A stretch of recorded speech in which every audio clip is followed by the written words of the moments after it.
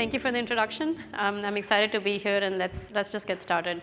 So my background is in computer vision, and so I've been interested in problems that involve taking an image like this and recognizing where all the objects are, where are the people, what are they doing, is this an indoor scene, is it an outdoor scene, and so on. But more recently, I've been interested in trying to take this image understanding and translating it to natural language.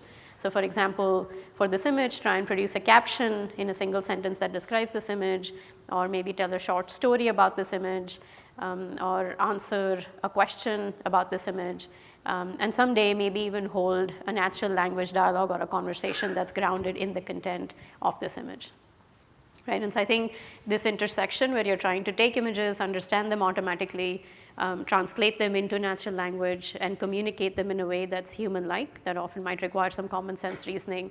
I think this intersection is an exciting space. And let me try and motivate a little bit why this intersection of vision and language is interesting. And so the first motivation is that visual content is all around us. That's sort of vision is our primary sensor, and language is how we communicate, right? So if we have a way of connecting vision to language, this can enable many different applications, right? So things like if you're trying to interact with, organize, or navigate through large quantities of typically unstructured visual data, then having a bridge to language gives you a very natural way of doing this interaction, so you can look for whatever it is that you're searching for example. A lot of the content on the web is inherently multimodal. There's often text that goes with images or videos, and so if you have a way of connecting those two, you can take better advantage of all the information that's out there to just learn more about the world.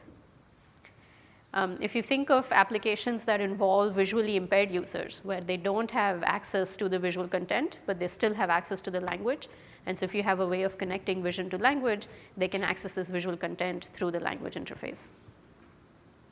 And even if a user is not sort of biologically impaired, but is situationally impaired in the sense that there's just a very large amount of data that they have to sift through to look for what they're looking for, again, having a language interface to be able to access this content, which otherwise wouldn't be easily accessible, can be quite useful.